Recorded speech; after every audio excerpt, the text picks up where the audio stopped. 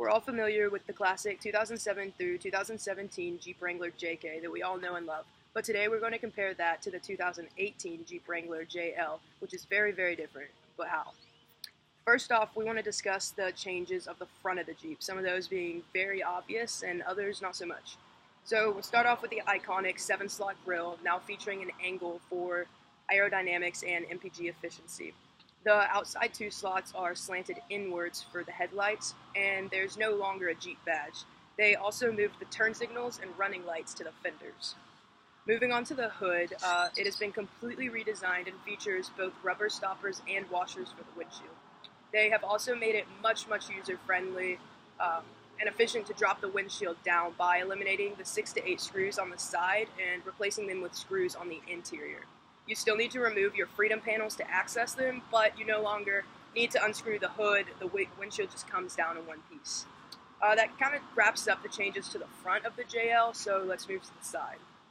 So the side has been completely redesigned as far as the hood latches go. In previous years, they were rubber coated and often they would stretch out, crack, or even completely come off, which would cause the hood to flutter.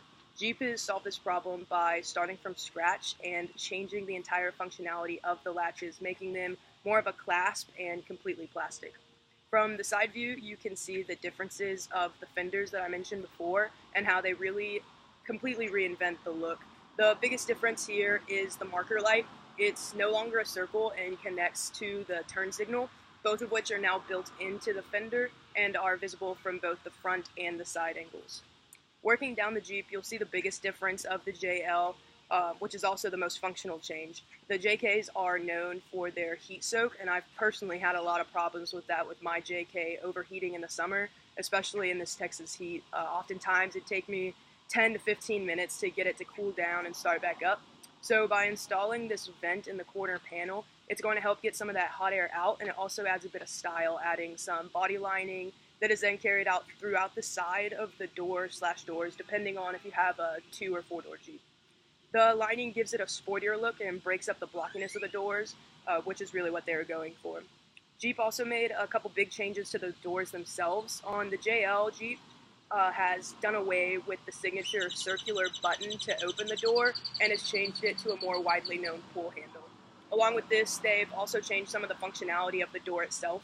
On the JK, there's a simple vinyl strap that limits the swing of the door and basically keeps it from smacking into the side or fender of your Jeep. It's also really the only thing that keeps your door in position, but on the JL, they've added a kind of lock that allows you to keep the door in position, similar to a normal car. So the door will swing open all the way as usual, but if it's placed at about 50% between fully open and fully closed, it'll stay there. And if you let it go within that 50%, the door will automatically shut itself, unlike the JK, which is known for needing to be slammed to close. That wraps up the changes to the side, so let's move to the back. On the back, one of the first things you'll notice is the change in shape to the hardtop. This goes back to the effort of trying to make the JL more aerodynamic and MPG efficient. So you'll notice the roundness around the edges as well as a spoiler-type shape on the rear edge. On the JK, everything is very much straight edges, cut plain and dry, and most hard corners without that spoiler feature featured on the JL.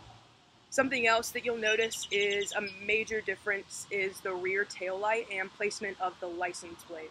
On the JK, the license plate is known to be located just under the left rear light, which sticks out a bit from the body, and the lights were really only there because they were required.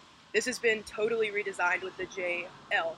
On the JL, the license plate is actually built into the rear bumper and lays flush, and the taillights are more of a fiber optic style, featuring a more modern functionality and sportier look again. The final change to the rear of the JL is the shape and size of the third brake light.